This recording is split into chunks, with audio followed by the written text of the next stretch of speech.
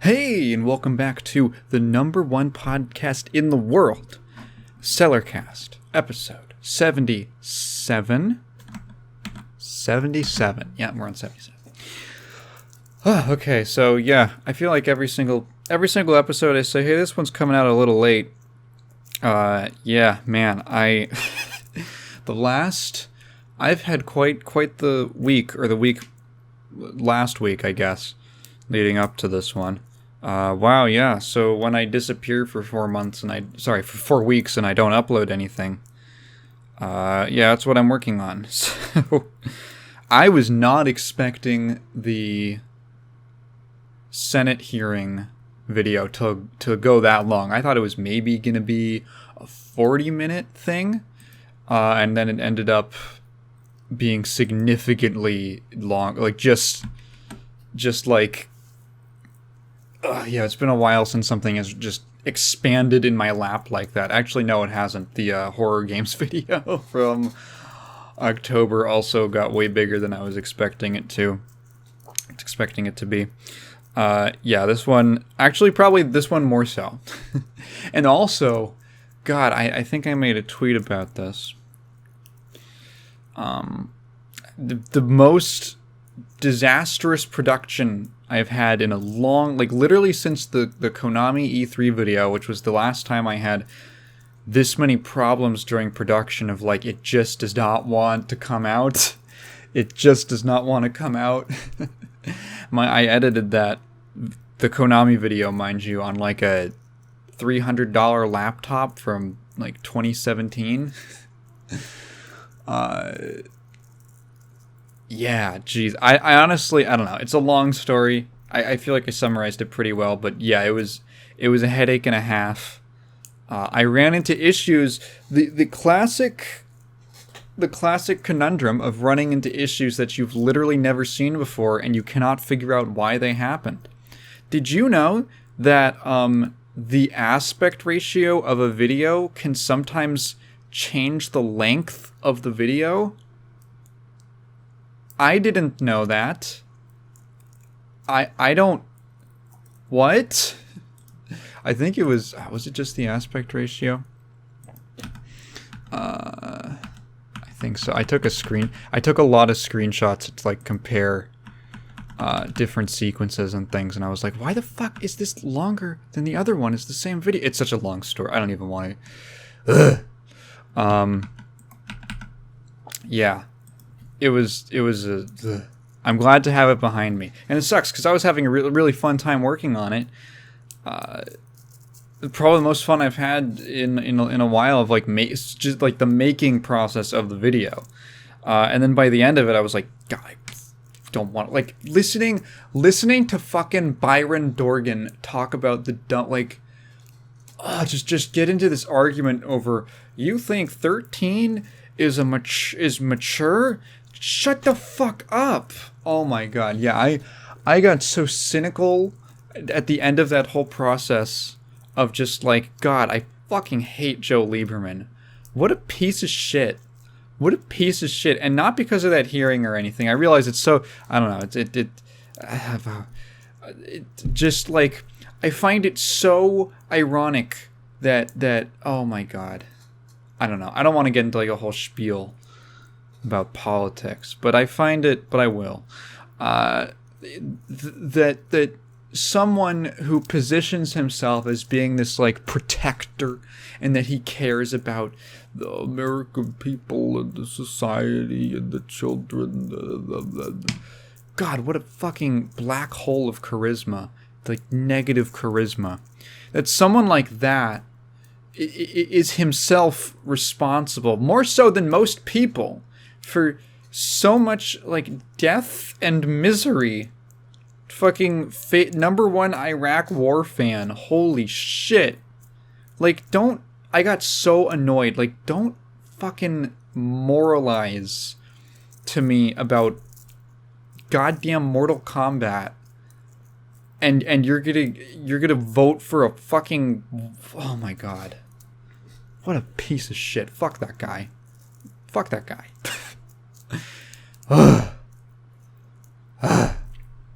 God, got it out. Okay, I'm getting it out of my system. Uh, because this one's going to come out so close to the next one when I should be back on schedule, I kind of wanted to take the bulk of this to talk about the Game Awards. But I do want to get into a quick little story that I think was really fun. That was posted a couple days ago. Did I forget about this? I don't remember. Anyway, this was posted on Forbes, actually, of all places, courtesy of Matt Gardner. It's called Incredible Lost Michael Jackson Sega Game Footage Uncovered by Fans. So you're like, oh, Michael Jackson Sega? Is this about Sonic 3? No, but there is kind of a connection. So obviously, Michael Jackson had a business relation to Sega. He loved video games. He loved Genesis, I guess, in particular. He was obviously Moonwalker. Space Channel 5. Sonic 3 soundtrack, which was very recently confirmed by Yuji Naka. Just pretty funny.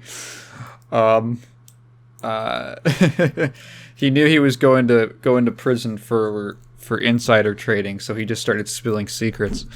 Anyway. It was so funny. You remember specifically how he leaked that? Or how he confirmed that? He literally just goes, yeah, here's some footage I took of when I went to Michael Jackson's ranch. When I went to Michael Jackson's ranch, like on a helicopter. What the fuck? Anyway, something that I was actually really not familiar with was a little venture Sega had in the late 90s called Sega World. Sega World was kind of like their attempt at doing an amusement park, but like almost like an indoor amusement park. As I understand it, not really with like thrill rides, but with like gaming experiences, with like arcades, VR things, real ahead of the curve, cutting edge, bleeding edge technology. And they had this, it was called the AS1, the Advanced System 1 Motion Simulator. So I guess this was like kind of their, I'll look up a picture of this thing, Sega AS1. Yeah, it's this weird, it's like a, it's like a futuristic tram car, basically. And it's kind of like, I guess it's like, what's that thing? Star Tours. It's sort of like that, but it was, so you walk into this little future car that I think seats up to 8 people, and it would like, you'd have all these, it was closed, you'd have screens and stuff like that, and it would be like you're in some kind of a motion, like a moving object, basically, and it's all these motors and stuff to simulate that. Hate rides like that. Anyway, they had a couple of these at Sega World. Specifically, I believe this was Sega World UK, which was their attempt to expand outside of Japan. I think they had 1 or maybe 2 locations in Japan, and they started expanding internationally. And one of the big ones was a location in London. So they had a couple attractions specifically for, I guess, an English-speaking audience, one of which featured Michael Jackson. So, like, this is called the Scramble Training. So what's cool about this, I don't particularly have an interest in theme parks, but I think this is a fun story. So what I find interesting about this is just, I don't know, I think it's just that it's Michael Jackson. It's honestly what's interesting about it. I think, I don't know, it's just neat. It's a neat article. It's a neat read. Of course, everything's going to be linked below. It's basically like you're going through a ship. There's actually a full upload of this. Well, okay. I should start where the story basically begins. Well, actually, it doesn't really begin. Sort of begins. I'm going to get on with it. Don't worry, I'm going to stop wasting time. Stop worrying over semantics. So, there's been, like, almost no footage of this Michael Jackson ride, basically. Just this really low-quality hand cam thing from the 90s. And that was pretty much the only record of this thing's existence, besides, anecdotal evidence and, like, reporting that it existed. But nobody really knew what it looked like. And then there was a fellow named Nick Greenfield, who I believe lives in from West Sussex, basically found a tape of the event, or not the event, of the ride, like a literally what format was it? It was basically a tape. He found it at like a flea market. No, there was a guy who found it at a flea market who posted about it in like a Sega Facebook group. Bisley, something Bisley. I love that name. Ben Bisley, Ben Bisley. And found this tape, bought it off of this guy who like had some connection to Sega and had a bunch of like his father was a former Sega employee, and he just had all this stuff, one of which happened to be like a super high quality, I think might have even been like original tape, like some kind of a master of the footage for the whole ride. And so Greenwald, am I remembering his name correctly? I'm so bad at remembering names. A green guy finds this. They're like, hey, I don't really have any way to play this. Does anybody know what this is? I think this could be that ride that Sega had in the 90s. So they get in touch, they digitize it, and now the entire thing is available. It's very cute. It's about 12 minutes long, and it's there's not a ton of Michael Jackson. Actually, there's a decent amount, just kind of skimming through it. There's a decent amount, like he pops in every 2 or so minutes. Oh, it's only 9 minutes long, and the rest of it is just credits. Yeah. But yeah, it's just like you're going through kind of like a very, very 90s looking CG environment. It looks like the opening to Melee, flying through the sky, and then Michael Jackson pops in every now and again to say, hey, what's going on? I'm Michael Jackson. I'm Michael Jackson. Really nothing else. I just thought it was neat. Fun little story. I almost want to do like a video on... There's actually a great article linked in this Forbes article about the about the Sega world. It was pretty interesting. I just sort of skimmed through it. I didn't feel like... Again, I don't really care too much about theme parks. But hey, maybe I'd do a video on it before Defunct Land does. That bastard. I'm going to step into every little niche. Every little niche and snatch up a video topic. Anyway, I wanted mostly to just talk about the Game Awards, to just recap the event, because I didn't get a chance. I streamed it. It was great fun. Prox and I watched it together, and thanks to everyone who came out to watch that. To be honest, so it's an award show. The Game Awards are an award show in name only. We know. As we know. It's an award show in name only. It's mainly a marketing vessel. This sort of... Geoff Keighley has been in games for so long that I feel... I don't know. Geoff Keighley is such an interesting guy in a lot of ways. Because, like, he started out... A lot of people forget the Game Awards started out as the Spike TV Game Awards. It's where they came from. And it was a very...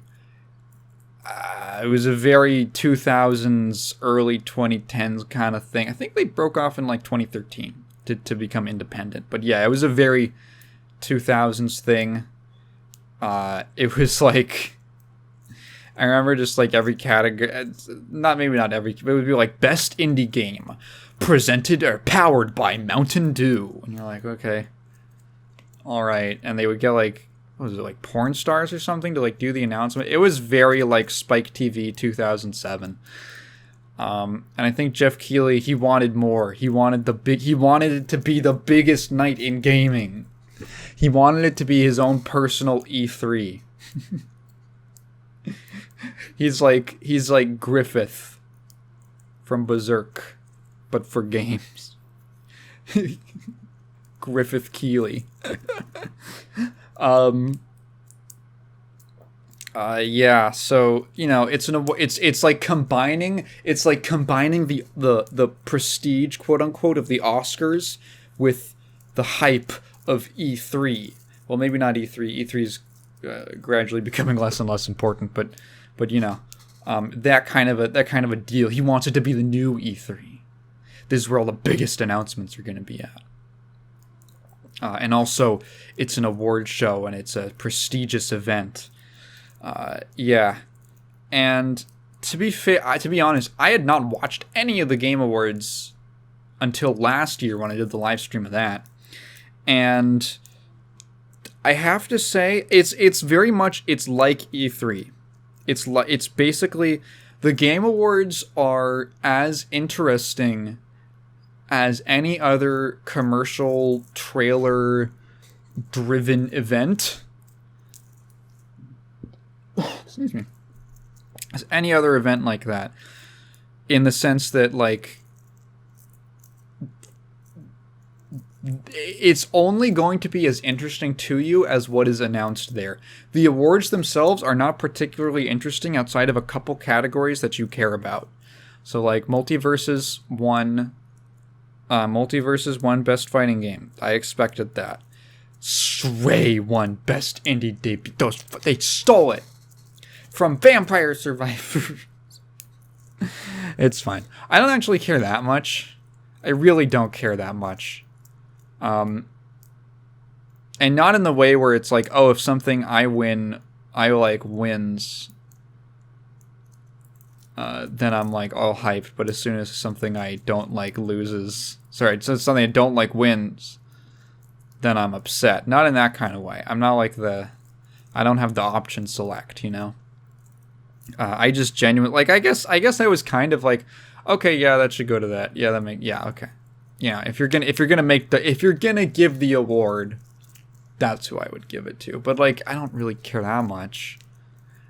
I care in the sense that at least I could be entertaining a little bit of having a little reaction, like, oh yeah, that's good. So last year, but really, again, your mileage will vary greatly, depending on how much you actually care about the stuff that is shown off and how consistently. And compared to last year's show, this one was better for me, I have to say. It had more stuff that I was interested in. I don't even remember that much from last year besides, like, the Space Marine trailer. I think that was the only thing I got excited about. What else was even all I remember from last year's was just a lot of games that were very samey looking. Third person shooter combat. Character takes up 2/4 of the screen, or like a quarter of the left side quarter of the screen, leftmost quarter of the screen, till you go into, like, the aiming mode, and then you take up half of the screen thereabouts, and then minimalist flat UI. Every game, like, some kind of dark fantasy aesthetic. Just, yeah, it's a trend, and I didn't really care for it. Man, I can't wait till a trend is something that I like. I'm gonna be living it up. Yeah, so yeah, I literally don't remember what got announced last year. This year, obviously there was some of that. There was a lot of just dark fantasy stuff that I didn't really care much for. But there was actually a significantly larger amount of things that Tekken cares about. Me. And I kind of just, that's the only thing I really want to talk about. So first of all, in the pre-show, which is, I love the idea of a pre-show. It's like, yeah, we're going to admit that this doesn't fucking matter. We're just going to announce, like, a bunch of awards here. And a couple announcements. So, the important one to me was... Oh, actually, there was another one. I guess I should start off first. Vampire Survivors is getting a mobile port. It's free. which is the PC version, and I think the one on Xbox now, it's like $5. Mobile one is free. And there are ads, but they're completely optional. You can watch an ad at the end of a run to get some more gold. Or I think maybe get an extra revive, I'm not sure. I haven't personally downloaded it yet, but go play it. I was saying, since I think the first time I talked about it, that it would work great as a mobile game, because the input is so simple, and it's a great, like, kind of like, it's a perfect game for a bus ride. It's that kind of thing, you know? So, yeah, definitely check it out. No microtransactions either. He can't stop winning. He can't stop winning. Also, the DLC is coming out, and it's going to be like $1 or $2 or something like that. Sure.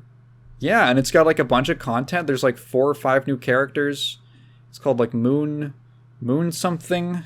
Legend of the Moon something.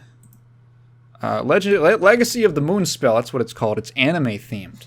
Like, there's a new cool winter stage, bunch of new weapons, for like $3, $2-3 maybe. Yeah, check it out. God, I love this game. I will never stop shilling it. After that, Street Fighter 6. Street Fighter 6 had a great trailer. Just yeah, I was really I don't know how interesting it was. Like, Prox was like, whatever. I was like, oh, shit. I think they showed off. So my thing with 6 so far is, like, the game has been looking great to me. I am very pleased with the direction that they're going in terms of, like, the whole combat system. Like, mechanically, this is, like, the most complex, and maybe, like, it looks so interesting. I've been reading, Infill has some great threads on Twitter about, like, the way, just like his analysis of the way that the specifically drive gauge mechanics are kind of balanced in this way that promotes some really interesting risk and reward and decision making, and it looks so cool. And I'm really, oh yeah, guess what I won't be playing coming up? The Street Fighter 6 beta, because I did not get a code for the second one either. Fuck, yeah. There was this guy on Twitter. He makes YouTube videos. That's how I knew him, and I guess that's why he popped up for me. I don't want to say who it is because it's really embarrassing, but, like, I've enjoyed his videos. Like, I've liked them. But, like, I guess he didn't get a beta code, and he went on this fucking, like, Joker rant where he was like, lesson heard loud and clear. Don't be a good boy.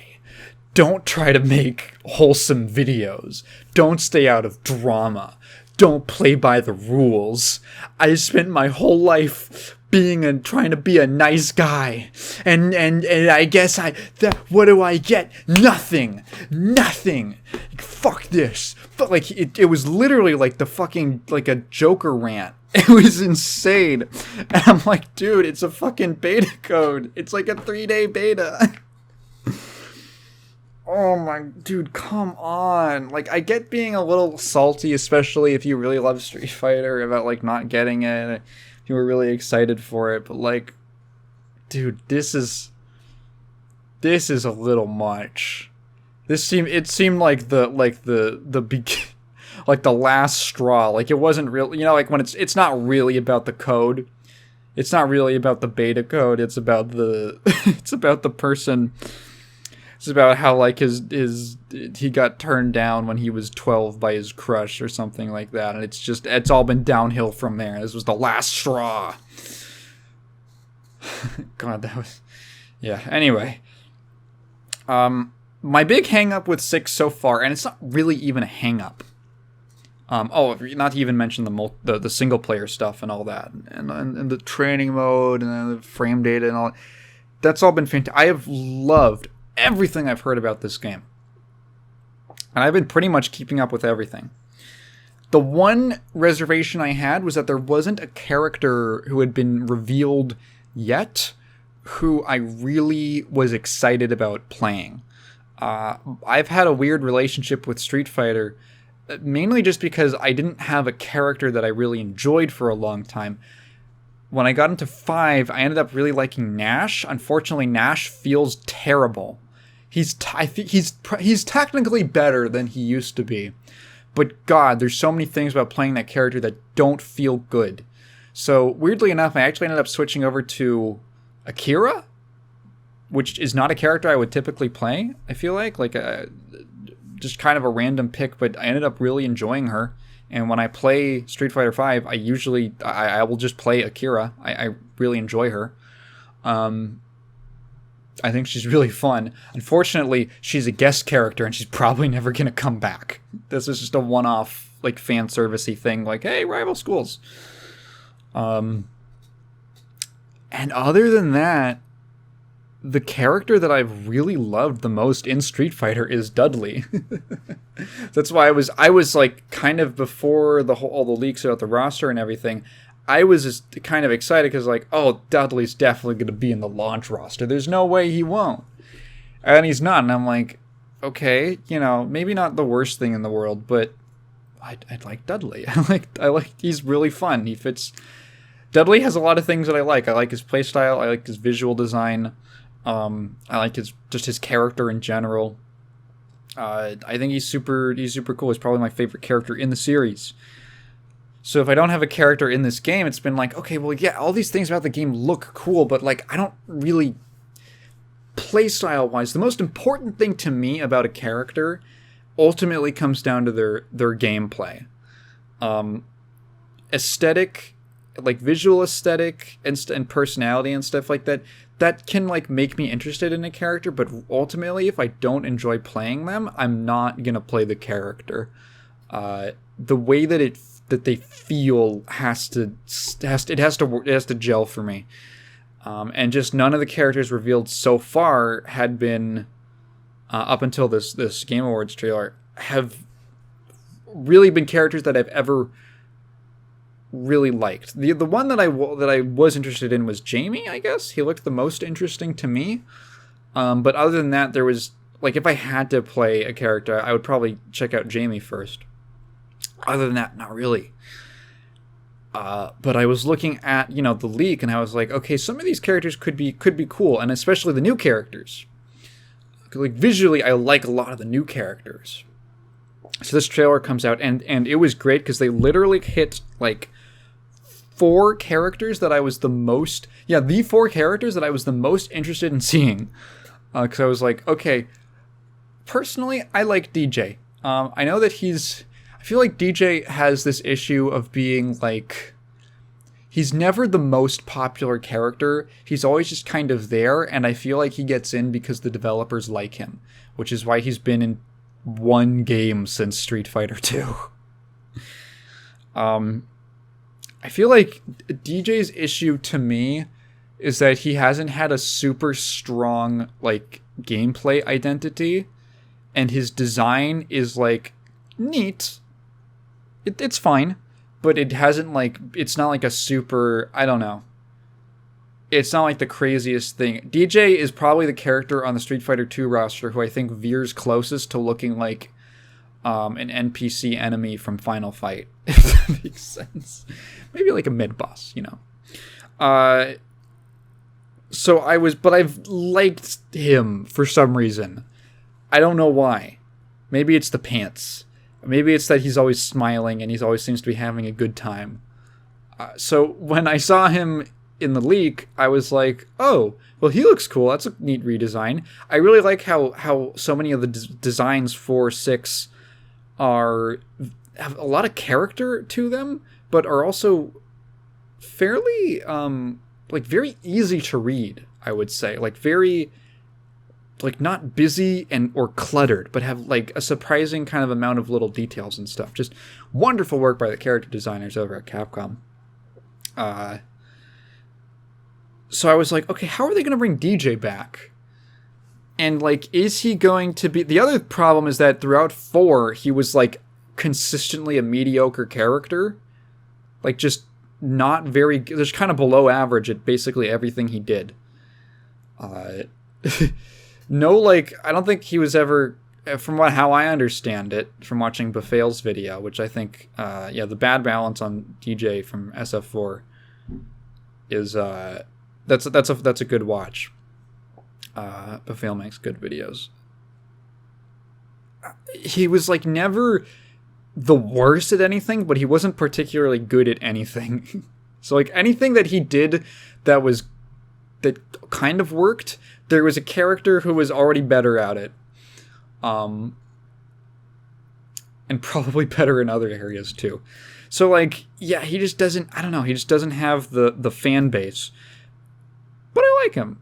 So when I looked at it, I was like, okay, what are they... Because every character in 6 is getting, including the returning characters, is getting some kind of update or change or some sort of weird kind of new move to their gameplay that they've never had before. Even Ryu. And this is what they struggle to do in 5. I had this whole rant or thing about how, like, the big problem with the V system is that it's just so low impact because they seemed like so scared of significantly changing any of the long time characters of the series.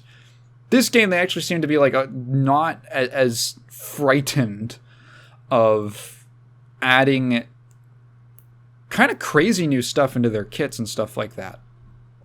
So I was curious, like, okay, what's DJ gonna get? And he does have some interesting stuff. He's got at least 2 new moves from the looks of it. He has like a fake fireball, or I guess this would be a sonic boom. Is he still a charge character? I couldn't quite find instances where it looked like he was clearly charging a move. He could still be a charge character. The thing is, Omega Mode DJ from Street Fighter 4, his Omega Mode change was that they made him into, on top of a bunch of other things, they made him into a motion input character as opposed to a charge character. And he's apparently significantly much better. So, like, you know, that could be a direction he's going in. I don't mind if he's a charge character. I've never played a charge character, but if a character is intriguing to me, I could check it out. But let's say he is a charge character. I can't think of an example of a charge character who has a fake out projectile. They aren't even that common. I'm trying to even think of other games that have fake out projectiles. Like, obviously Ryu, I guess, had the first one. There's probably some from KOF. I know Soul has Gunflame Feint. I can't think of many others. Yeah. So giving him like the fake out is interesting. He almost seems like they're making him into more of like a brawler character, because he has another new move, and this is the big one. He has a dandy step. He has a move where he does a little hop back, and then he has a follow up where he can go forward with some kind of thing. They showed it off on Twitter. He's got like a I'm assuming it's just like either a light, medium, or heavy thing, and it's like what is it? It's like he has an overhead, a low, and I forget what the third one is. But yeah, he's got like these 3 new follow-ups from this like weird dandy step thing, and he can like combo into it. It looks really cool. It's like sway back or something like that. I forget what it is. Yeah, actually kind of like an interesting looking move for a character. Maybe that could be, maybe if it's like a quarter circle back motion, maybe that's where you can fit your charge motions into. You do like this, some kind of like normals into sway into like a launcher or something, and then you hold back, and then like there's like a kick thing. There's one of the follow-ups that looks like it launches or something, or maybe on EX, and then you like hold back after the quarter circle, and then do like forward and kicks, I guess, for his Sobak kicks, something like that. I don't know. Maybe that's how they're designing him. But hey, he looked cool. Also, maybe has some kind of musical mechanic. There's this sequence where he's hitting the opponent, and there's like musical notes popping up and musical symbols. And I'm not sure if that's just a visual thing, or there's like a mechanic tied into that. I think DJ would be a great character, because he's always had like this sort of musical theme, but it's never been in his gameplay. Like he pulls out the maracas Excuse me. His name is literally DJ. Yeah. I'll hurry it up a little bit. We'll talk about DJ all day. Manon looks really cool. I was interested in her visually because I thought she had a neat looking design, and I love her animations. Her whole deal that she's like a ballet judo fighter, and how like in her grapples she like dances. She like forcibly dances with the opponent in this way. It doesn't look contrived. It looks very natural, like the way that the motions are, where she'll kind of like snake around them and then like grab their arms in this way where it looks like they're doing like some kind of like a dance routine together, and then she'll kick their legs out from under them and throw them away. Like, that's really cool. I like that a lot. Doing like Swan Lake with them by like tossing them into the air and stuff like that. Really cool look. She has the French flag painted on her nails. French character. Really, really cool looking character. Super lanky and long. I feel like a good example. Her and Marisa, I feel like good examples of the way that the game is like it's weird because it's definitely stylized, but it's like a weird kind of realistic detail stylization, but like not too realistic that it's grotesque necessarily. It's interesting. The more that we see of a lot of the characters, especially the ones with more extreme proportions, like Marisa, who looks really cool. Marisa, to talk about characters who I was interested in, again, like all four of these characters, but especially Marisa. I love the I don't know. She looks good. Like, I don't know. She has like stuff that just looks good. Like you feel good hit. high impact character. People have been comparing her to like a Juggernaut type of character where she's boom, boom, boom, like super armor, powers through things and punches you and stuff like that. Kind of a character you sort of have to play a little differently against, and maybe focus more on like, I don't know, with punishing as opposed to like counter hitting or something like that, because she can just power straight through attacks that you're trying to punish her, if you're trying to punish her. She literally has like a Spartan kick special move that she does. Yeah. Just, I don't know, cool looking. She has like an overhead. She looks like a close range kind of brawler character. Like she wants to just run you over. Sort of that kind of a character. Yeah. I don't know what else to say other than great high impact looking. She has like a unique camera animation. She has this one move. I saw somebody say that they thought it was her drive impact. No, it's not her drive impact. I don't even think they showed off what her drive impact is. It doesn't have the visual effect of like the paint splatter. It's literally just, she has this big fucking punch. It might be a counter attack or something like that. I forget. I'd have to look at the trailer again. And when she hits it, the camera like zooms to like behind her shoulder, and you just see the opponent fly back and hit the wall. It looks great. And then finally, JP, who is the other character that I was really interested in, just based off of visual design. And actually, I didn't know how he was going to play. We knew that he had a teleport because of various like leaks and stuff, but that was kind of it. Character, I was thinking like, oh, is he gonna be like a zoner or like a set play character or something like that? Because he reminds me, he doesn't look like he's not designed to look like a physical force character. And it's pretty much what they're going for. Like, he has some, martial arts stuff. He's doing some crazy high kicks and things like that. But looks to be just like a projectile zone control character, basically. But like kind of interesting projectile, not like a straight up regular projectile zoner, like someone like Guile.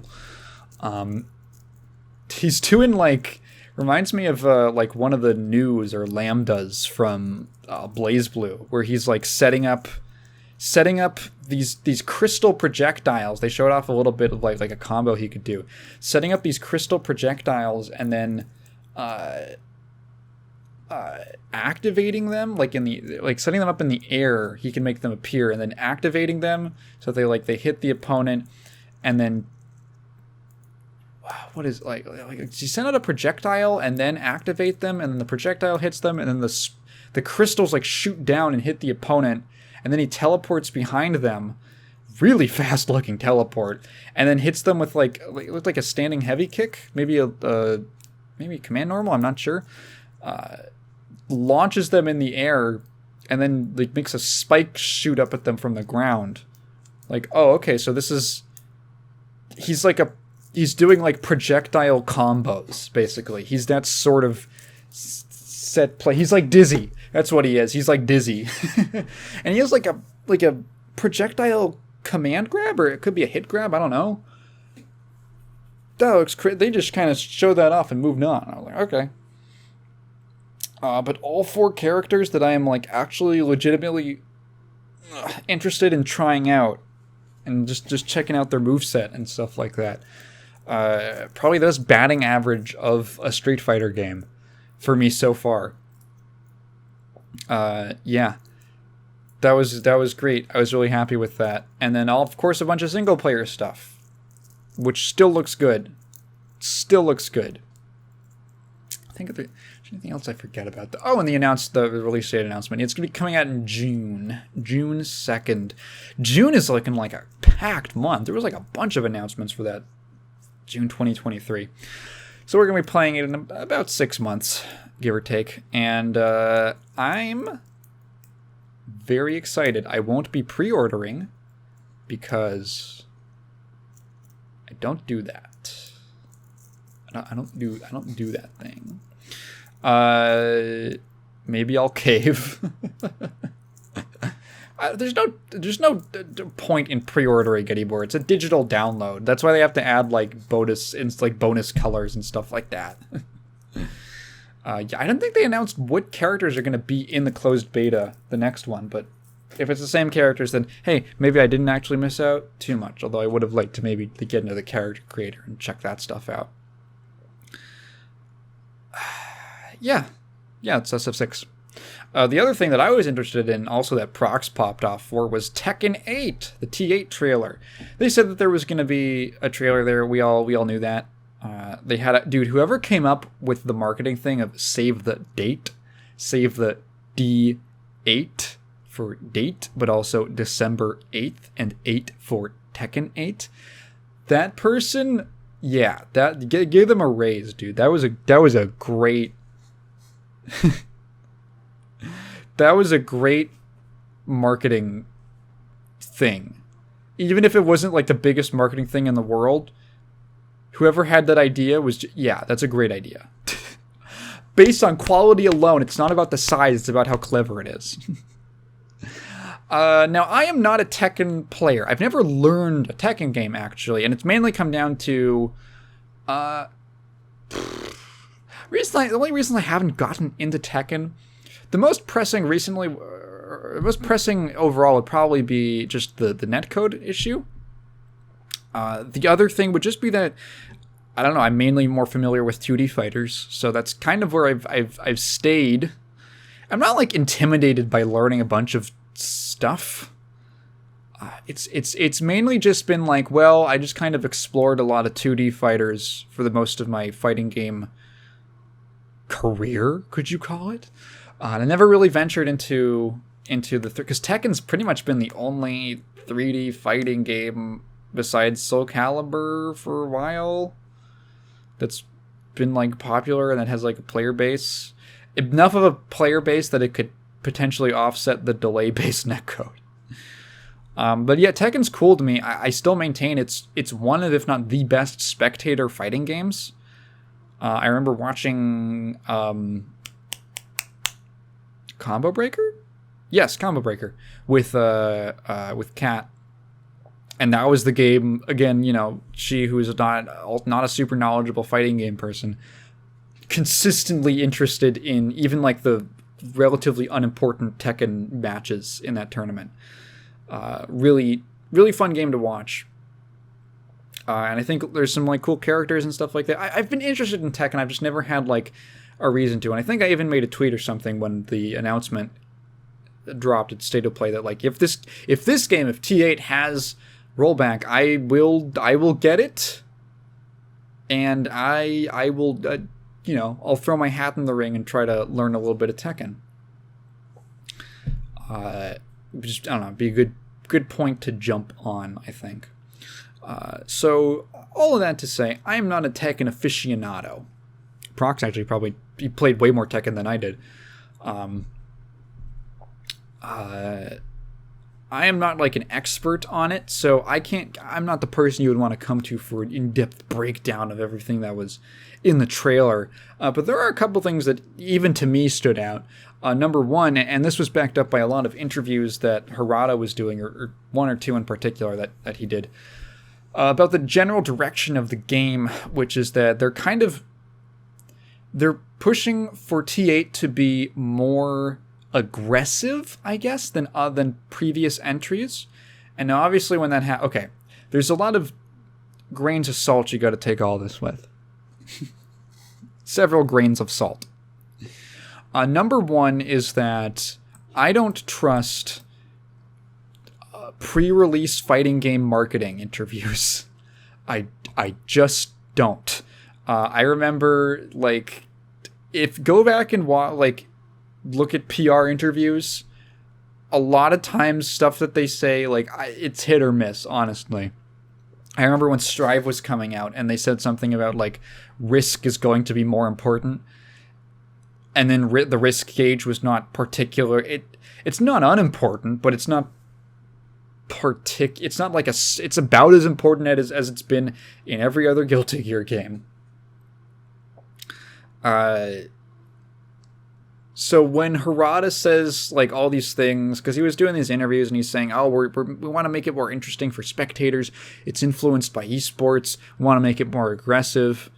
We want less of these like stare down situations.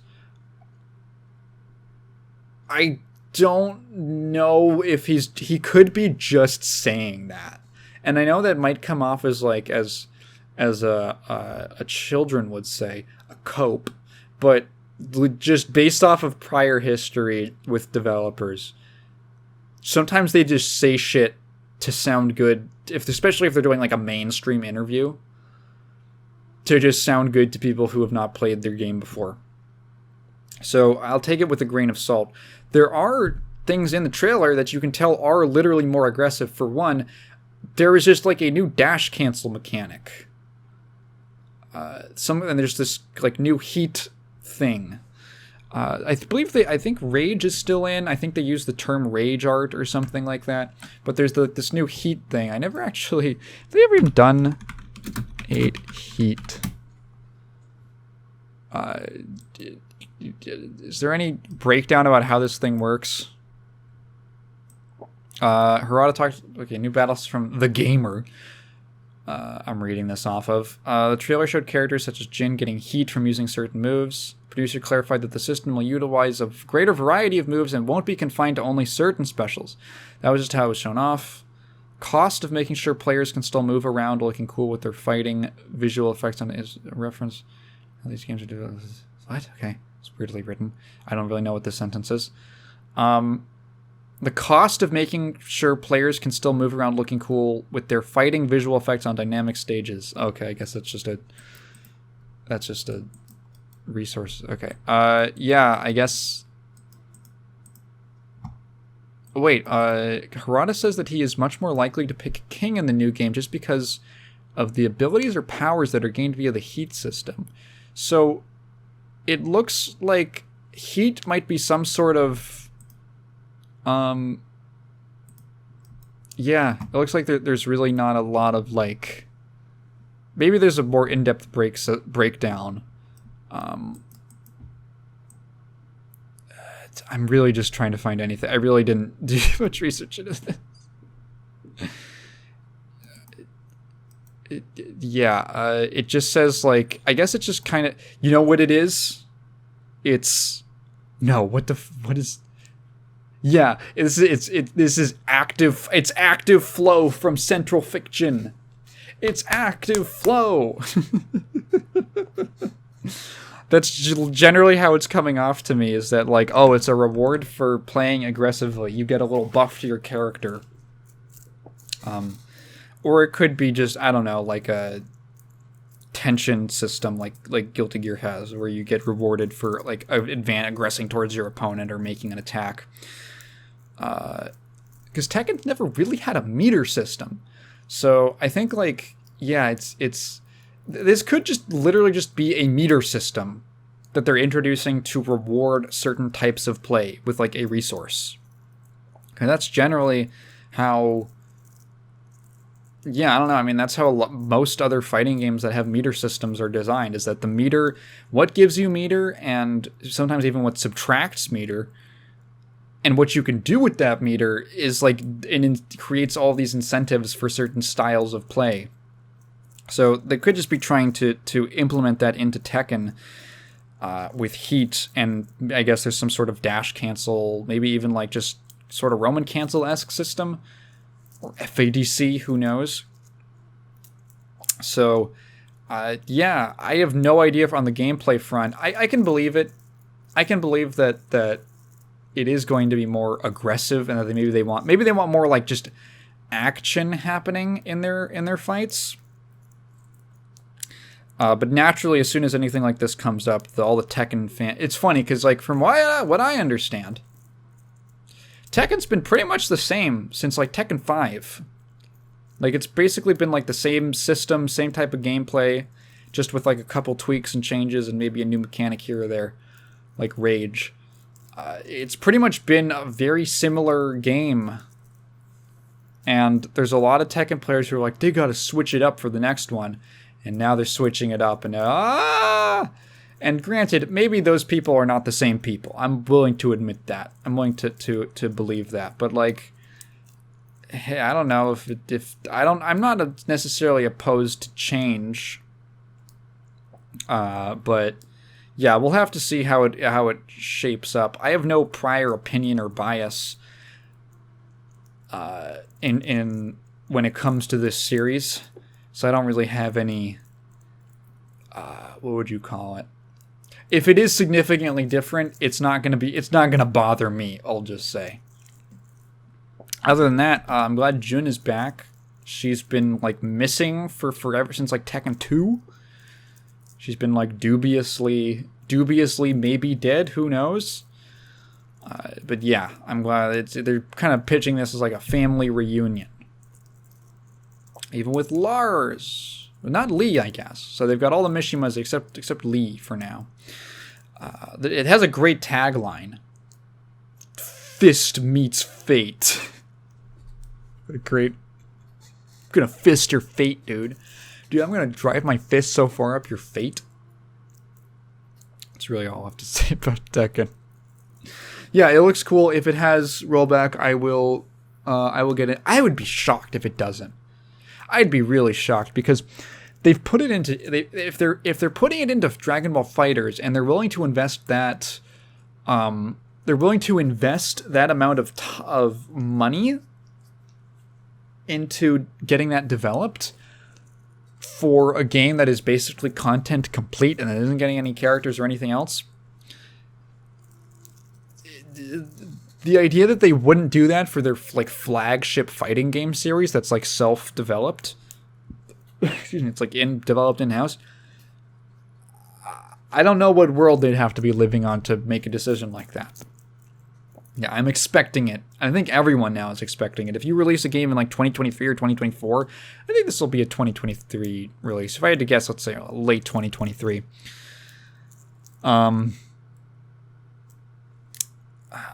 I predict we'll have a release date by maybe like middle of next year, and they'll do like a 6-month hype cycle for leading up to the release.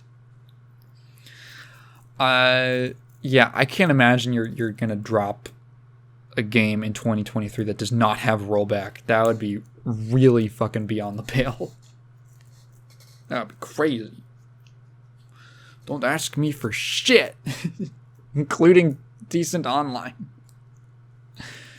Anyway, I'll speed through a couple things. that just interested me about the Game Awards. I realize I spend most of this podcast talking about fighting games like I usually do. Space Marine 2. Now, I mentioned Space Marine 2 when I talked about the first game, when I played the first game, and it continues. Okay, I'm going to be honest with you guys. I'm not expecting Space Marine 2 to be the greatest game ever made. I'm expecting it to be like what I want out of a Warhammer game, which is a fairly standard like base for its genre with a bunch of fun Warhammer stuff thrown on top to kind of like flavor it and make it, put it in the setting. That's all I need. That's all I need, baby. That'll be more than sufficient for me to enjoy it. That's basically what the first game is. It's a Space Marine 1 is a stock 2011 third-person shooter. It is so of its time. It's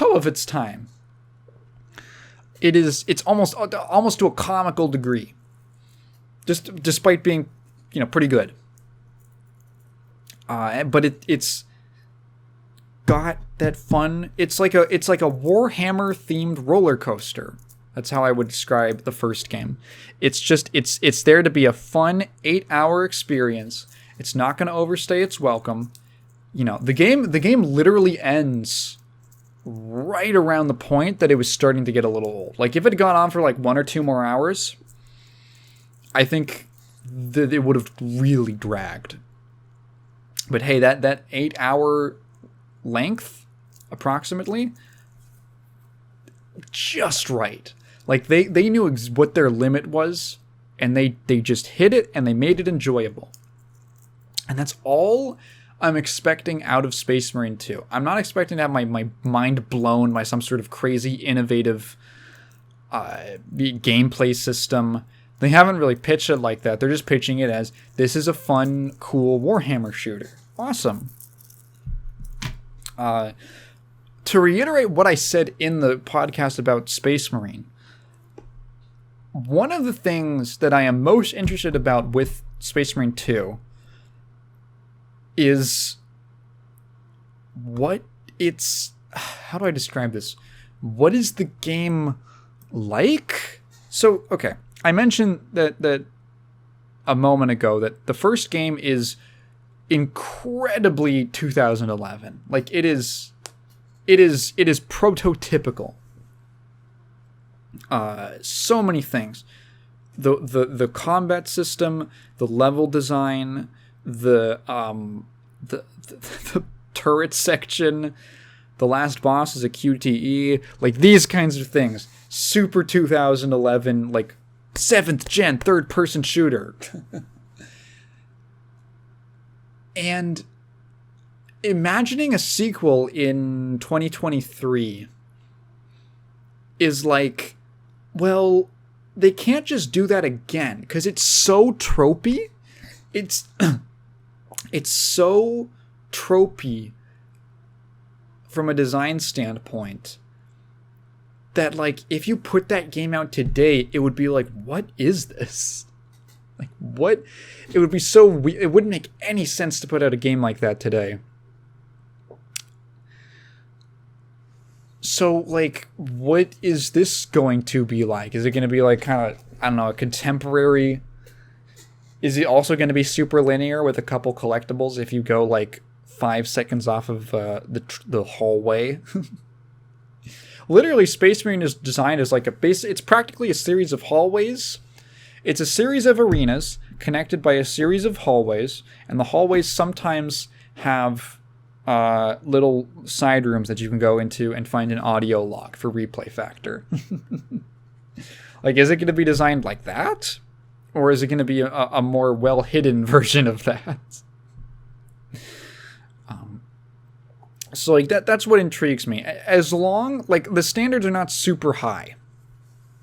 As long as it's just fun enough, and it gives me that kind of itch of wanting to walk around in a big Warhammer battle setting, which it looks like it's going to do, then I'll be more than happy. It's cool that we're getting a Tyrannid game. I hope that the Tyranids, or the Tyranids as enemies, I hope that I hope they, I don't know, add something in there of like, oh, the Tyranid, like they evolve as you're fighting them, or something like that, or like over the course of the game they start changing to adapt. Like that could actually be a really good excuse for why a certain enemy type gets harder. Like maybe at the start, they're really, yeah, the AI is pretty simple, but then like, I don't know, maybe they could develop like literal immunity to certain weapons that you have or something like that, and you gotta like cut open their armor with like your chain sword, and then you can like shoot them. That would be cool. I don't know, something like that. I'm assuming that it's going to devolve into, it was chaos. Chaos did it. Maybe it'll be something more interesting. Maybe it'll be like, oh, it was Necrons. I don't know. A lot of Warhammer storylines just kind of devolve into, it was chaos. The demons did it. So they've mainly been showing off the Tyranids, and the Tyranids, a lot like the orcs, tend to kind of have the unfortunate thing of like, neither faction has like, neither faction, the Tyranids nor the orcs, really have like grand overarching goals besides do a lot of war / eat a lot of stuff. And so it's also, Tyranids don't really have like named characters. Their whole idea is that they're like a hive mind. So it's hard to it's hard to like make them the villain of a game or a story if you want to have something like a main villain or something like that. It basically becomes a zombie game or a zombie story where the enemy doesn't really have a grand overarching goal or character. It's more just like a survival thing. I'm curious as to how they'll handle that. Maybe they'll subvert it. Maybe they'll bring in something more interesting. Hopefully, yeah. That's the other unfortunate thing about Tyranids being that kind of used a lot, used in the lore like that a lot of times, is that it sort of hurts their threat level when they do show up, because it's like, okay, well, it's just gonna be chaos or something in the end. It's not gonna be, Tyranids they're just gonna get blown away. I don't know. You could do a story where you do bring in another faction or something, and then the Tyranids are also still a threat or something like that. Space Marine 2 looks cool. I'm interested. I would like to play it. I'm interested in a number of ways. How is it going to evolve the gameplay from the first game? What's it going to do story-wise? What is I said this before, like Warhammer 40k games are like the perfect games to have like a codex of lore or something like that. Maybe that new like isometric RPG that's coming out sometime is going to have something like that. But it's like the perfect game to make that a collectible. Just have a bunch of little codex entries on different parts of the universe. Like that's really that feels like, I'm surprised that I haven't at least played a game that does that. Especially something like this, which I feel has a lot more mainstream appeal. Like someone could I assume someone in 2011 picked up Space Marine who didn't really know anything about Warhammer, and they're like, oh, it's all this. That's a perfect opportunity to do that kind of collectible thing. All right, what else? There was a trailer for a Dune game, and we were watching this and we're like, oh, it's a Dune game, all right. And at the very end, it says an open world survival MMO. I almost said CEO. An open world survival MMO, and we were like, what? Oh, like I was not expecting. I thought this was going to be some kind of RPG or just, I don't know, single player game of some sort, or like a strategy game. Dune, the first like RTS was like Dune 2. like a weird unofficial sequel. Well, it technically is official, but it's like, yeah, Dune 2 on DOS. Made a blog post about it back when I was doing the blog. Interesting game. Anyway, yeah, a Dune game. I haven't read the book. I haven't watched the movie or movies. I don't know a whole ton about Dune besides the spice and the sand. I extrapolated that there was sand because it's called Dune. I don't think I would play this. I don't really have any. We don't have any info about it besides the title and that it is a Dune game and that it is an MMO, and it's a survival MMO, which is kind of like weird. Let me look up other examples. Survival MMOs. Is Ark considered that? Okay. Is Rust considered that?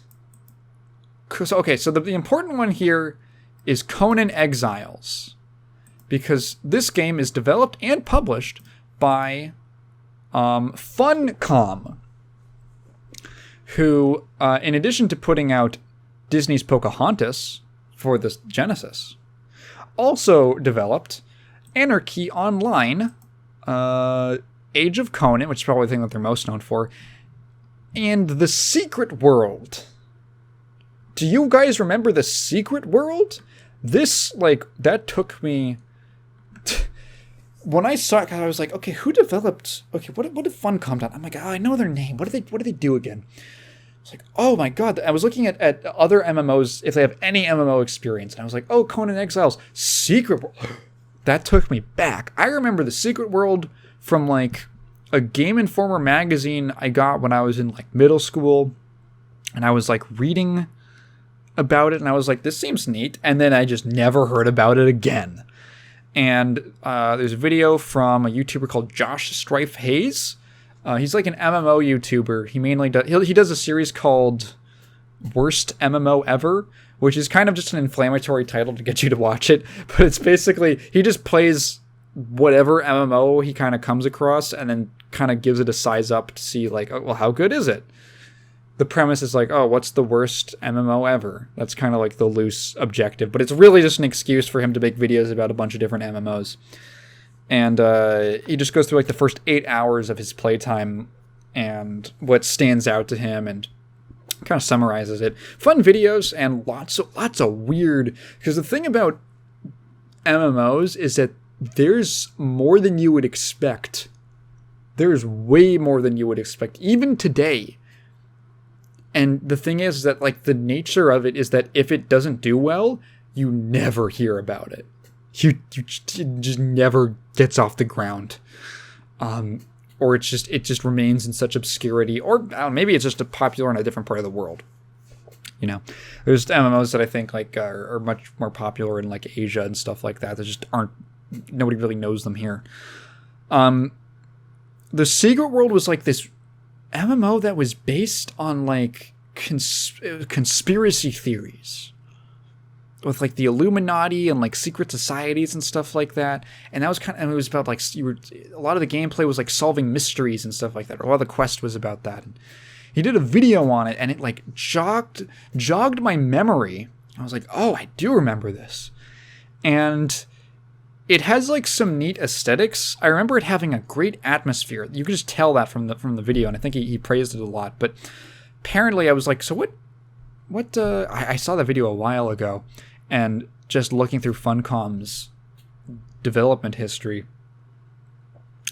I was reminded of it. I was like, okay, so what was the problem with it? And I think it mainly just came down from the looks of things, or what people were saying. It just came down to the fact that the game felt bad. The combat was bad. Movement felt bad. I think there was a bunch... I seem to recall a lot of weird, little polish issues in Josh's video. Just why is it like that? Why is it... Okay. Yeah, and now I believe it... Is it free to play now? It got kind of rebooted as, Secret World... Yeah, Secret World Legends. Secret World Legends. And that's... Is it free? I don't know if it's free. They had this weird model where it's you could buy it for $60, but then if you paid an additional subscription fee, you would get bonuses. Oh, yeah, it is free. Yeah, it's a neat idea. I like the idea of the game. I guess it just wasn't executed particularly well. I guess the more the more significant one would, because this is all, because the Dune game is also going to be a survival MMO, would I guess be Conan Exiles. The only thing I really know about this game, besides the fact that it's a Conan game, and I believe it had like a lot of like gore and stuff like that. I'm pretty sure there's like a penis slider. Like you can have a big floppy penis. That's all I kind of remember. Conan Exiles. But it is, they are both belonging to the same genre. So they could be taking cues from it. I guess it's still ongoing. It has decent reviews, just looking at it at a glance. I guess it appeals to a certain niche. I guess maybe in the best case scenario, the Dune game is going to be like a Conan Exiles, but sci-fi themed.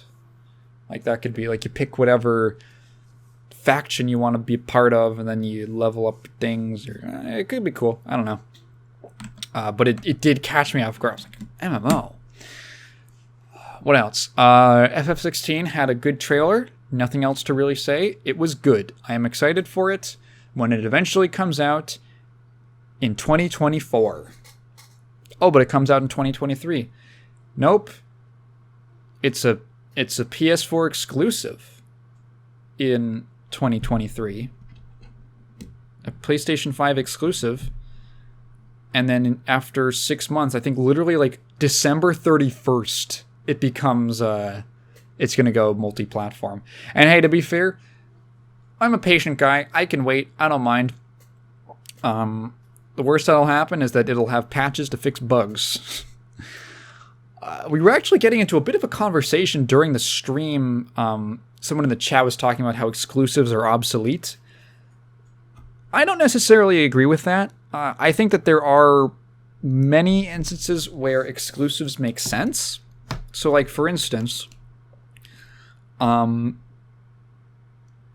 are games that just straight up would not have been published or have been made if they were not exclusives. There's a lot of games that are picked up by someone like Sony or Microsoft, and they say, hey, we think that your game has some market potential, but it just needs more marketing. So we'll give you money. We will act as a publisher. We'll give you money to finish the game. We'll handle marketing for you. The biggest caveat is that you have to be exclusive to the PlayStation console. At least, I'm sure whether or not it's timed can get worked out in the thing, but it has to have some sort of exclusivity. And like in my mind, that makes sense. Like if you're going to be devoting resources into making a game happen, I think it makes a lot of sense to want it to be exclusive to your system. That seems fair to me. Like a fair trade-off, at least. And now, again, you could argue, like... I was thinking, like, in what world would that not be an issue? And what world would we not need to have exclusives? And it would be a world where... Let's say there were no exclusives to any consoles. In order for that to work... Well, that's the thing. There would basically... I don't see a viability for it, and I'll tell you why. Number one is that, okay, there is a very real cost to a game being multi-platform. Like, optimizing a game for multiple consoles actually requires time and money and people. In a lot of ways you might not even suspect. Like, yes, there's a hardware thing. Like, say you have two consoles that have significantly significantly different architectures. Like the PS3 and the Xbox 360, totally different. PS3 was really weird and strange, and it took a long time for developers to figure out how to develop for it. Or to kind of like maximize, draw the real power of the console out. You need people who know how to do that. You need time, you need money. And it's just straight up like, yeah, that's a challenge. Mighty Number 9 was like destroyed in development because they had to develop for like 7 different console SKUs. They had to develop because it was a cross-gen game. It was on like PS3, PS4, 360, Xbox One, the Xbone, Wii U, and PC. Yeah, and PC. Yeah. No, yeah, that is 7. Okay. I was counting right. Literally like 7 different consoles that they had to develop for. And it just weighed it down so heavy. Obviously, that's like a bit of an exception because that was at a specific time where stuff was still expected to be cross-gen. If it had been released a couple years earlier or a couple years later, probably wouldn't have had that issue. But that happened. That stole development time away. And it required, because different consoles, like the weakest one of those was, I believe, the Wii U. So that you have to develop for the lowest common denominator. It has to be playable on the weakest system. So they made a game that it worked on the Wii U when it wasn't bricking it, and it did not at all take advantage of like the PS4 hardware. Pizza explosions. There's also another factor that a lot of people seem to forget, which is, there is a very real cost of, beyond the development. There's the whole oh goodness, why is the word escape? Compliance test. Compliance testing is like a rigorous process. Compliance testing, for those of you who don't know, is basically when you want to submit a game to be released onto a console maker's console, onto their system, you have to pass a test that they have, which it ensures a lot of things. Basically, all of them they'll all have different requirements that you have to meet, but it'll be very basic things from like, does the game have a bug that will brick your console? Does it? Okay, yeah, you can't release the game. Things like that.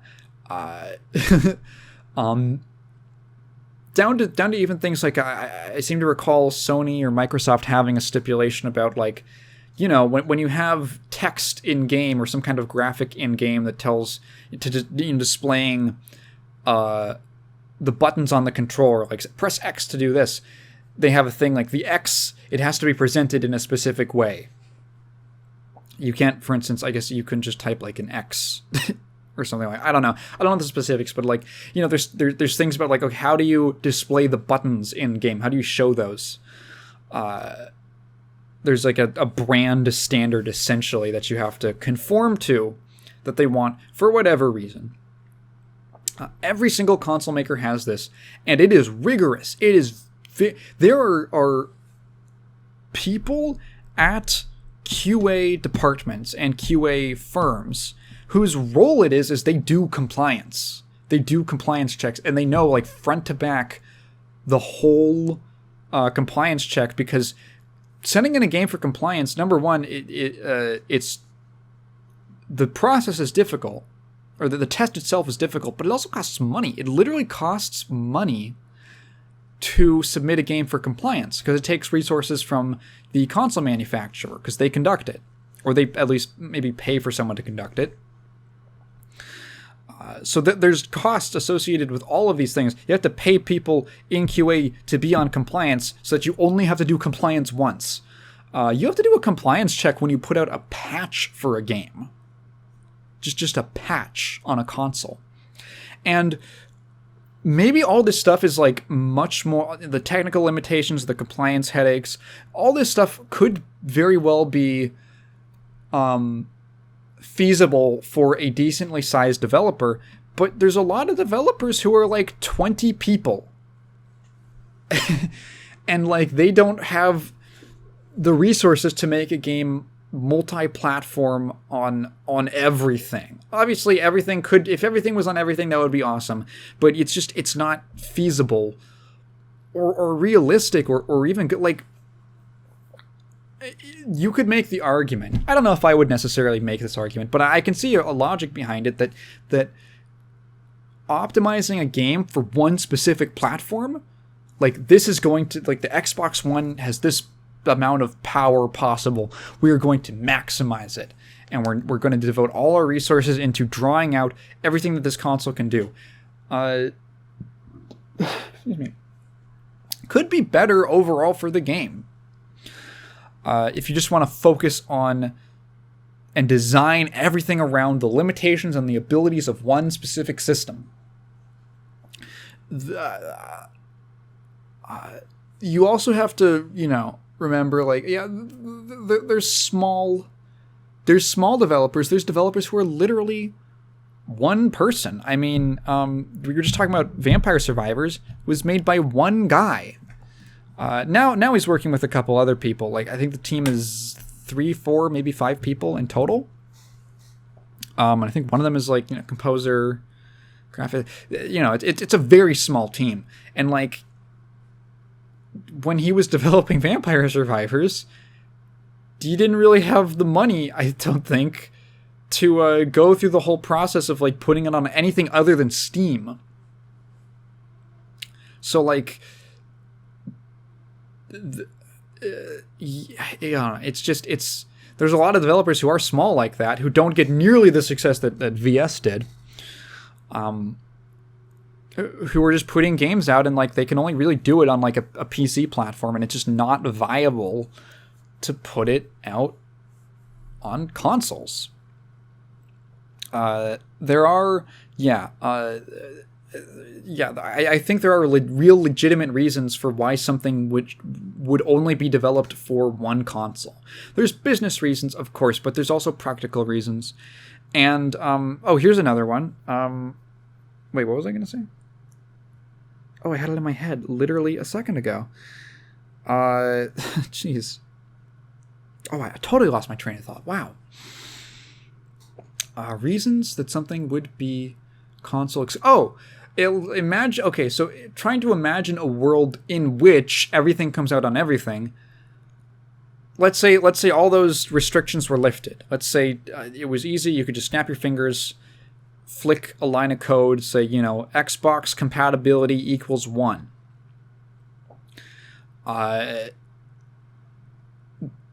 What then would be... It just doesn't fit, like, I guess, honestly, a capitalist system.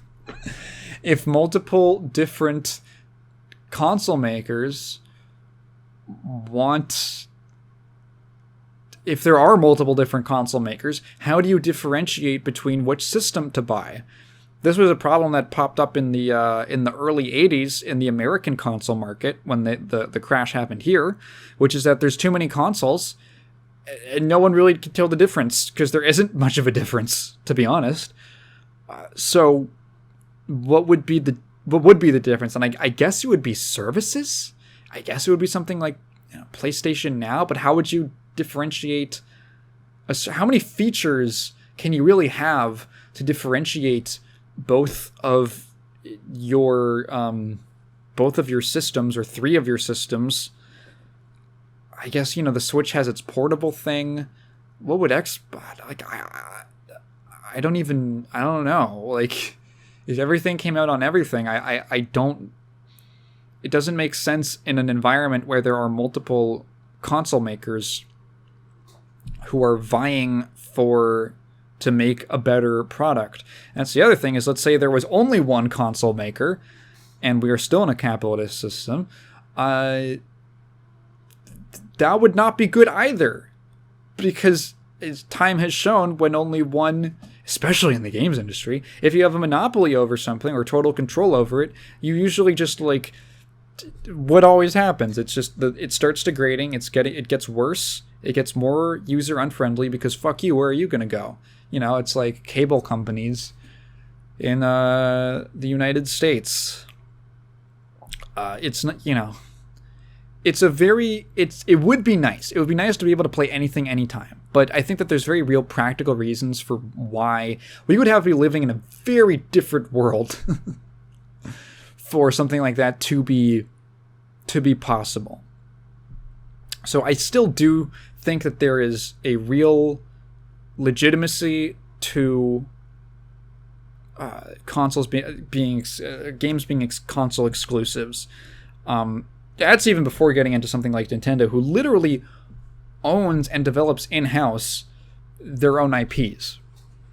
Like a Mario game coming out on the Xbox. Oh, how do you handle something that, like, if Nintendo wants to do the Wii, and it make a game around motion controls, how then would you put that on something like the Xbox 360? How do you integrate? Does Microsoft now have to make a motion peripheral? They try. Yeah, I think for the foreseeable future, and to be honest, I think exclusives have gotten a lot. I feel like they've gotten a lot better. I'm glad that timed exclusives are much more common now.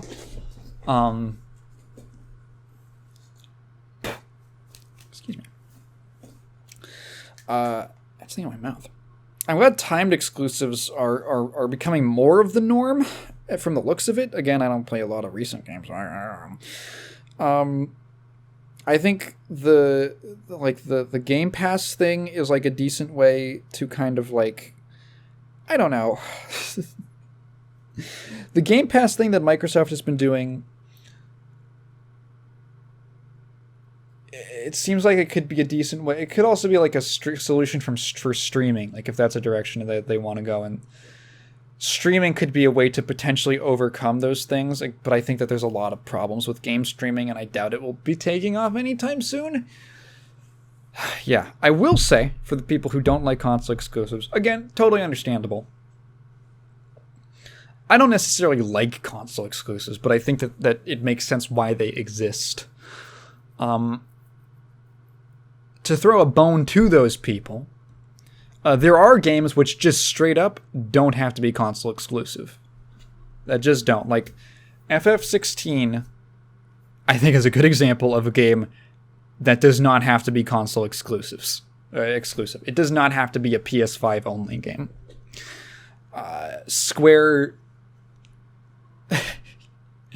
they've got enough money. They've got enough money to publish it. They've got enough money to market it.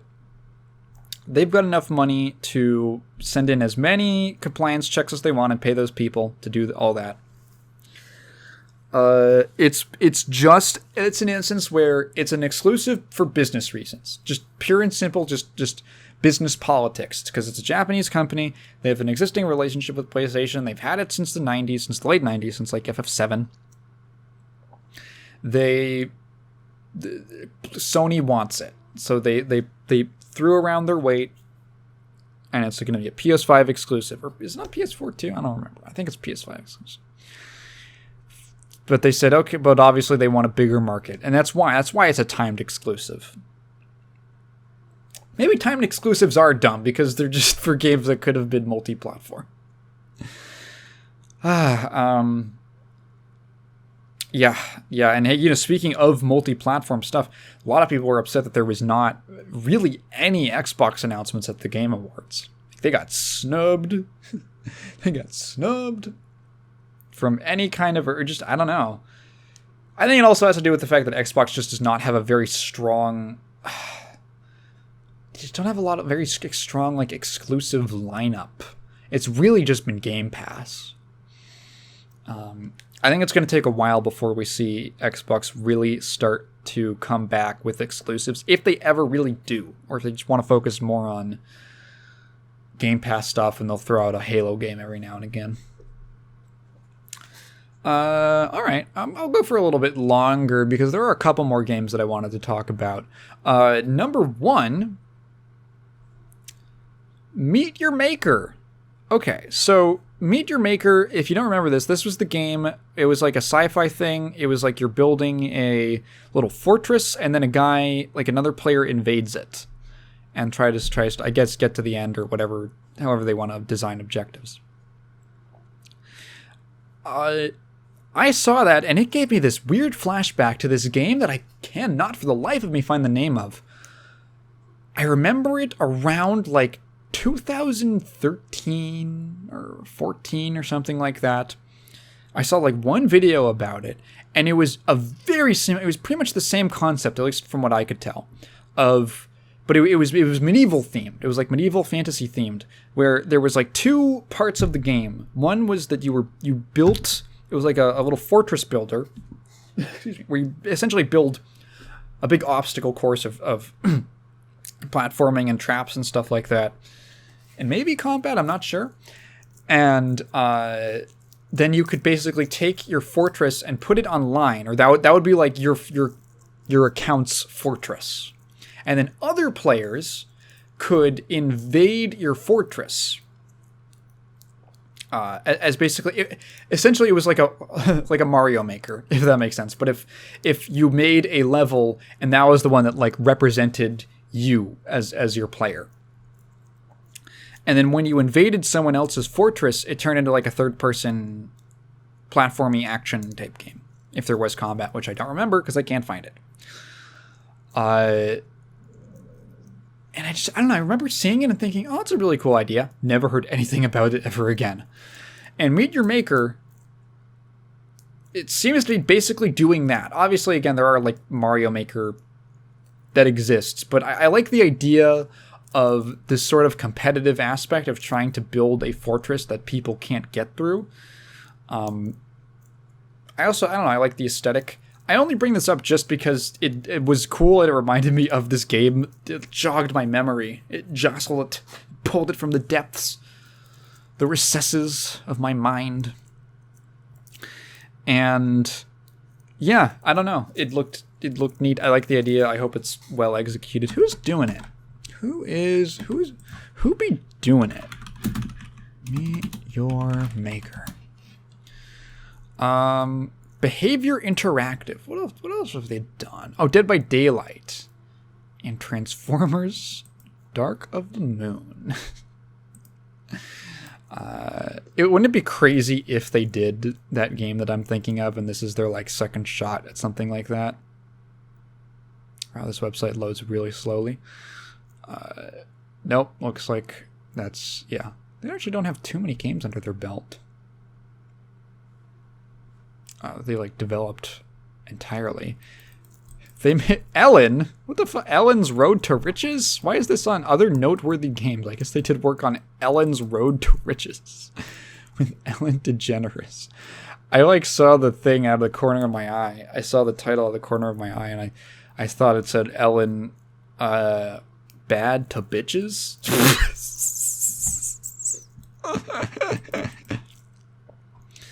What else? Sky Children of the Light. This one comes from That Game Studio, which you might know from their most well-known titles would be Flower and Journey. I played Journey when I was a kid and I loved it. It was like the first game that ever made me like cry because I don't know, it's a very moving artistic game. Gorgeous, beautiful game. Really meant a lot to me when I was a kid. And then I got in like a 3-bundle pack with Flower and one other game. What was it called? It was like water kind of themed. That Game Company. Sorry, That Game Company. That Game Company. What are their games? Flow, that's what it was called. Oh, this is their 4th game.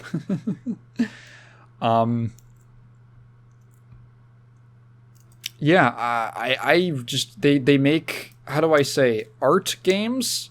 They make like, if there was such a thing as an art house game, that's what they would be making. Really cool, very like short, contained, just little experiences. with some interesting visuals and stuff like that. And I like the fact that they're making another game. It's very, let's see, philosophy on their Wikipedia page. They begin by deciding on the emotions and feelings they wish to invoke in the player. Which is, it's interesting. The company's games are meant to evoke emotions more than a message. Yeah, that pretty much. He specifically changed the design of Flower when early testers felt that the game promoted green energy. That's actually really funny. He actually changed, what's his name? Chen? Something? Genova Chen. He changed Flower because he wanted it to come off as less political. He's like, no, it's not about politics, it's about emotion. It's about the emotion. The real David Cage. It's about the emotions. The more flower petals, the more emotions. The more emotions. No,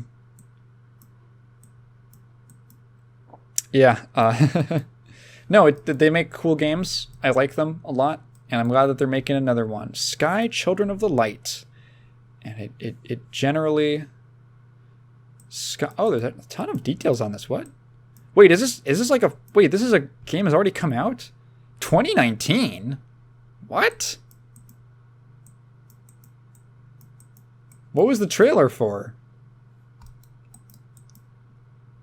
What was the trailer for? Okay, I don't know what the trailer was for, but alright.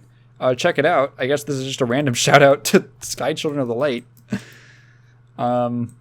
Anyway. Crash Team Rumble. So, there was like a tweet the day before that said, from the Crash Bandicoot Twitter, that said like, hey, got any plans for tomorrow? So I was like, okay, there's going to be a Crash announcement. And I remember specifically Kat telling me that she was watching my stream when, because Kat loves Crash Bandicoot. She was about to like go to the bathroom or make food, and like the fucking like as soon as she got up, she heard us on me on stream going, "Kat, it's your time," because I heard the fucking music. It's your time, Kat. And she sat back down and so that was funny. Crash Team Rumble, not Team Racing. Obvious reference to that, to the CTR games. It looks like Power Stone, I guess, is the closest thing I could compare it to. It's like a 3D kind of arena brawler with Crash Bandicoot characters. It's like team-based. It looks cute. It could be fun. It's probably a fun little multiplayer game. I kind of miss the era where you could just put out a really small-scale game that was just like a multiplayer mode and maybe some AI stuff versus CPU things. And that was just, you just put out a game like that for $60. Actually, maybe that was a little pricey. I guess you could still do that today and just not release it for $60. But with any amount of polish, I guess, if you want a lot of polish, I guess it would have to be more expensive. I don't know, man. I don't know. Crash Team Rumble. It could be cool.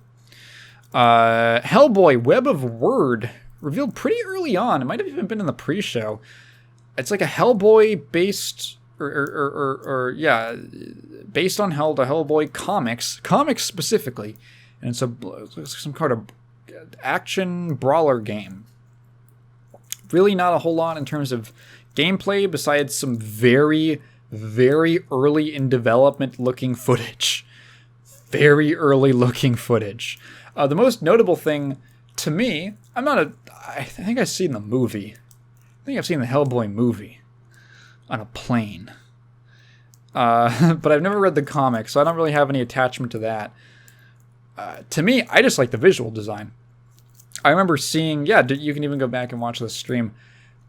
The before they even show Hellboy, the just visual look of the environment as they're kind of like panning around it with these like really monocolor how would I describe it? It's like, is cell shading technically the right word? It's like a cell shading like at the very least. Thick black outlines, large like color blocks, like very few textures on things, muted kind of color palette. Looked really cool. And I was thinking the other day about like, man, I wish there were more games that looked like Mad World. I think Mad World looks really cool. And I just wish there were more games that had a similar hyper stylized aesthetic to that. That were some kind. Yeah, this kind of scratched that itch. This looks super far off. It was super unfinished, but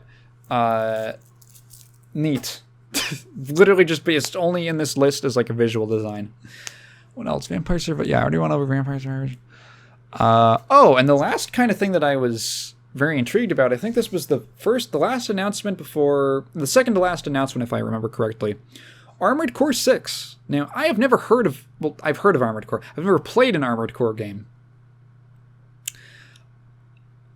I seem to recall hearing some kind of rumor that FromSoft, because it is a FromSoft property,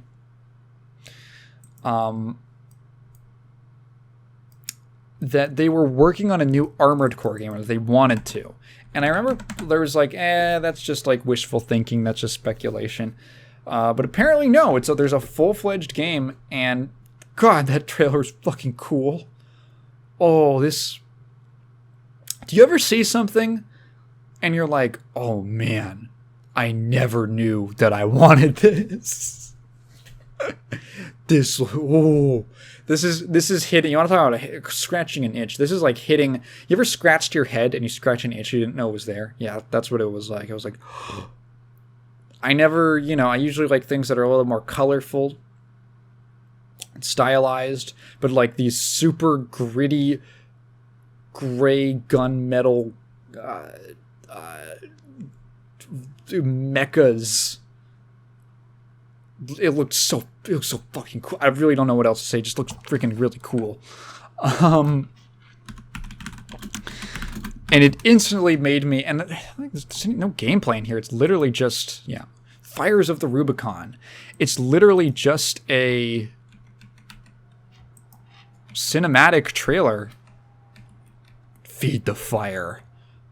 It's just like completely dead, barren world. It's just metal and snow. I love this shot at the start,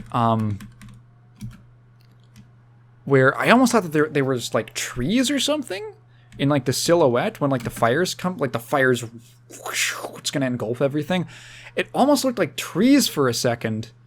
Not really, but it had like the look of trees, but it's actually like these metal industrial structures. It's such a cool aesthetic, like the entire world being these inorganic materials. There's nothing organic about the world.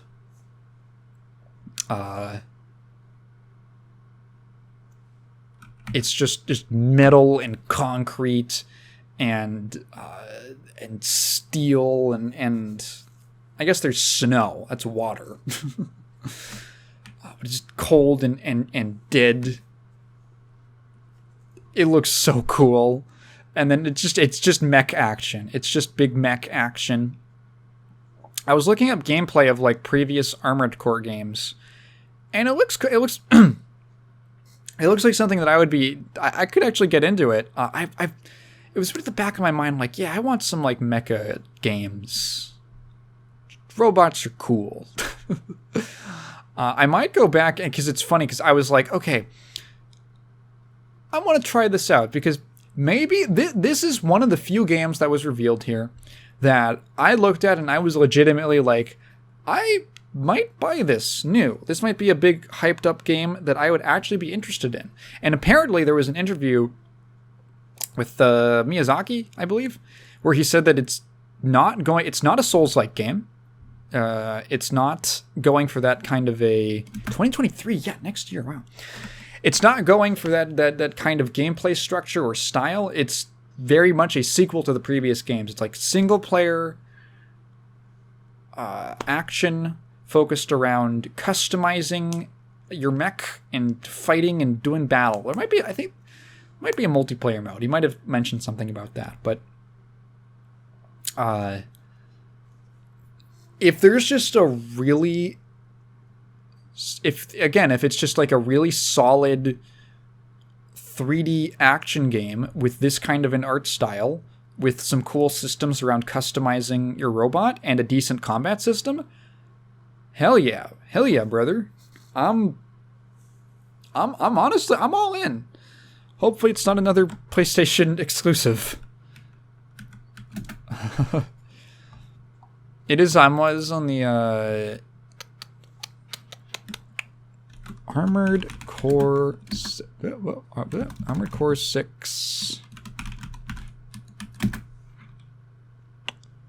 PC on Steam. Oh yeah, great! It's on Steam. Awesome. Cool. That was something I was actually. I don't really get hyped for a lot of new game releases, but this was one that especially if it's not something I'm already invested in. But this was actually one that I was like, okay, I've never played an Armored Core game, but just based off of this trailer, I'm really down for what they're going for. And FromSoft has a pretty good track record, according to other people. So I'm highly interested in it. If they can, especially if it's gonna, be kind of up to the their modern standard of being less jank and weird. Armored Core 6, Fires of the Rubicon. Oh, because I was looking up, I was like, okay, let me I have the itch now to go play, using the word itch a lot. I have the urge now to go play like an Armored Core game. So I was like, excuse me. It's like, this might actually be something that really appeals to me. Because I like sci-fi stuff. And I was looking up, okay, none of them are on Steam. So I'm like, okay. It's traditionally been like a PlayStation or an Xbox. This would be like a console landlocked series. Which is the true for, honestly... God, burping a lot. Honestly true for a lot of Japanese series in the past. Not a lot of PC releases. Japan did not have a very strong PC market until very recently. In the last 5 years, I want to say.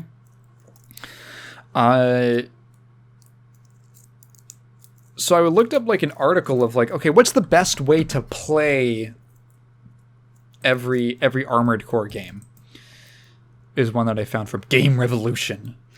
And literally it's just like PlayStation emulator, PS2 emulator, yeah. PS2 emulator, Xbox, and then the rest is Xbox 360. Like, okay then, I guess I'm emulating it. What's the best one to start with? Hey, if anyone knows, because you guys like dropping